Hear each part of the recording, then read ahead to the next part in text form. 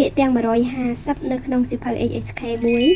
ចំពោះបងប្អូនដែលកំពុងរៀនសៀវភៅនេះកុំភ្លេចមើលដើម្បីឲ្យងាយស្រួលនៅក្នុងការរៀនហើយមួយទៀតនោះប្រសិនបើបងប្អូនចង់ប្រឡងនៅក្នុងសៀវភៅកម្រិតសៀវភៅ level HSK ដែលឥឡូវនេះយើងចាប់ផ្ដើមពី HSK មួយអញ្ចឹងកុំរំលងវីដេអូនេះណាតោះចាប់ផ្ដើមអាននិងបកប្រែទាំងអស់គ្នា爱ស្រឡាញ់八លេខ8爸爸លោកឪពុក杯子កែវឬក៏ពែង北京ទីក្រុងប៉េកាំង本សម្រាប់រាប់សៀវភៅគិតជាក្បាល不客气មិនបាច់អរគុណទេ不មិនឬក៏ទេ菜ម្ហូបឬបន្លែ茶តែ吃ហូបឬក៏ញ៉ាំ出租车ឡានតាក់ស៊ី打电话ហៅទូរស័ព្ទ大ធំ的ដែលឬរបស់点ចំណុចឬក៏ម៉ោង电脑កុំព្យូទ័រ电视ទូរទស្សន៍电影ភាពយន្ត东西របស់ឬវត្ថុ都ទាំងអស់ឬសុទ្ធតែ读អាន对不起សុំទោស多ច្រើន多少ប៉ុន្មាន儿子កូនប្រុស二លេខ饭馆2ភោជនីយដ្ឋាន飞机យន្តហោះ分钟នាទី高兴រីករាយ个ឯកតានៃពាក្យសម្រាប់រាប់ទូទៅ工作ធ្វើការឬក៏ការងារ狗សត្វឆ្កែ汉语ភាសាចិន好ល្អ喝ផឹក和និង很ណាស់后面ខាងក្រោយ回ត្រឡប់会អាចឬចេះ火车站ស្ថានីយ៍រថភ្លើង几ប៉ុន្មាន家ផ្ទះឬគ្រួសារ叫ឈ្មោះឬហៅ今天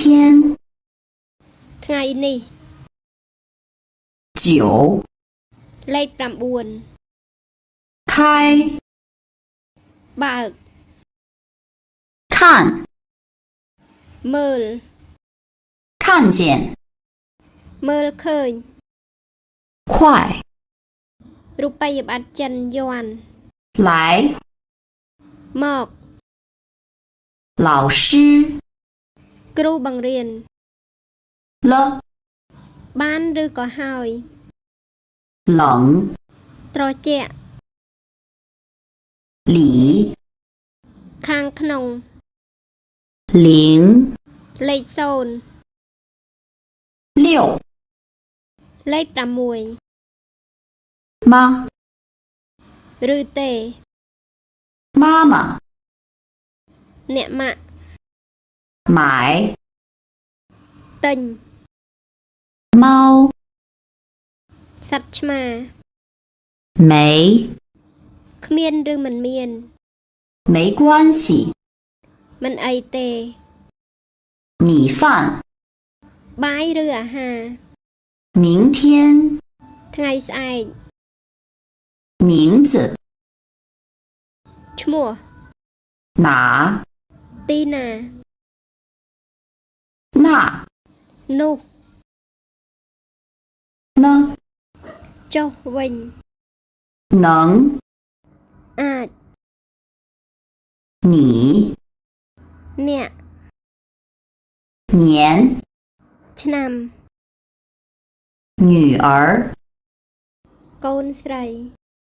朋友 មិត្តភក្តិ 漂亮 ស្រស់ស្អាត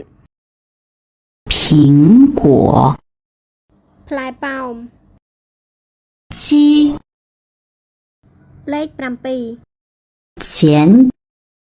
លុយ 前面 ខាងមុខ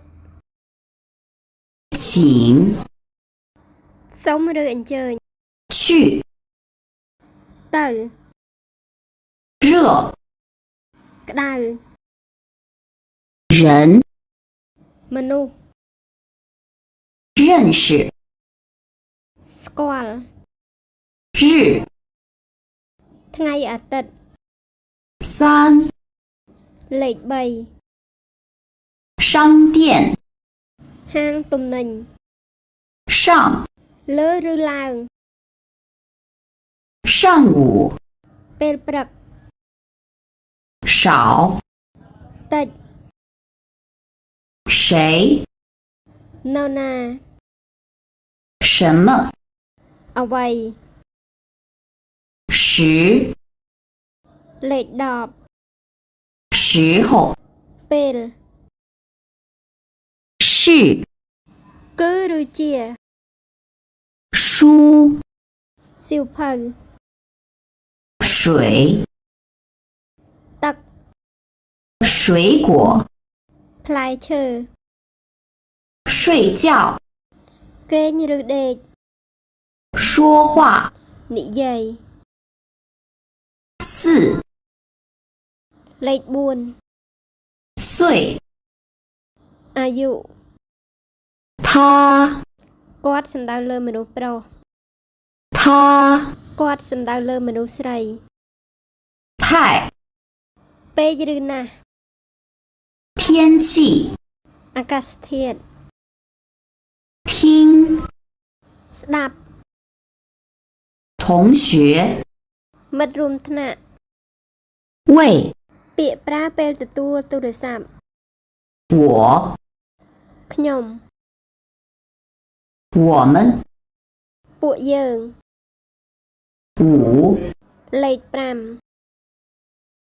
喜欢 5ចូលចិត្ត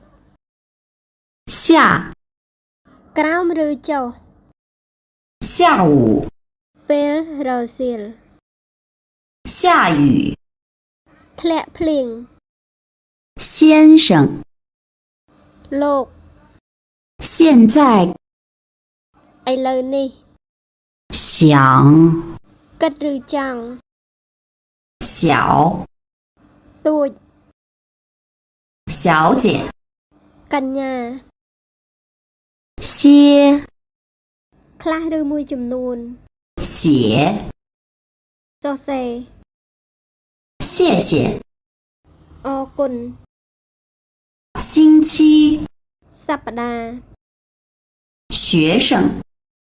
សិស្ស 学习 សម្រាប់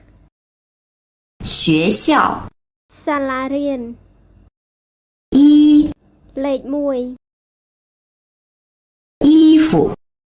សម្លៀកបំពាក់ 医生 វិជ្ជបណ្ឌិត 医院 មន្ទីរពេទ្យ 椅子 កៅអី 有 មាន 月 ខែ 在 នៅ 再见 លាហើយ 怎么 ដូចម្ដេច 怎么样 យ៉ាងម៉េចដែរ 这 នេះ 中国 ប្រទេសចិន 中午 ថ្ងៃត្រង់ 住 រស់នៅ 桌子 តុ字，អក្សរ 昨天 ម្សិលមិញ 做 ធ្វើឬបង្កើត 做 អង្គុយបន្ទាប់ពីអានពាក្យទាំង150ពាក្យនេះហើយខ្ញុំគិតថាបងប្អូនមើលពីរដងប្រកាសជាចាំហើយអញ្ចឹងក្នុងករណីដែលបងប្អូនចង់បានពាក្យហ្នឹងដែលបងប្អូនអាចយកទៅ copy ដាក់ចូលទៅក្នុង Word ឬក៏ Excel ចាំខ្ញុំដាក់នៅក្នុង description ឬមួយក៏ដាក់នៅក្នុង comment បងប្អូនអាចយក copy ទៅប្រើប្រាស់បានចំពោះមេរៀននៅក្នុងសៀវភៅ HSK1 នេះខ្ញុំនឹងធ្វើពីមេរៀនទី1រហូតដល់ចប់តែម្ដងតែចំពោះក្នុងករណីដែលបងប្អូនចង់រៀនលំអិតពីសៀវភៅតែម្ដងក្នុងមួយមេរៀនបងប្អូនអាចចូលទៅមើល YouTube បានប៉ុន្តែនៅលើ Facebook ឬក៏ TikTok ឬក៏ IG អានឹងខ្ញុំដាក់តែសន្ទនាចុងក្រោយអរគុណដល់បងប្អូនដែលបានទស្សនានៅវីដេអូរបស់ខ្ញុំហើយកុំភ្លេចតាមដាននៅវីដេអូក្រោយៗទៀតណាអរគុណ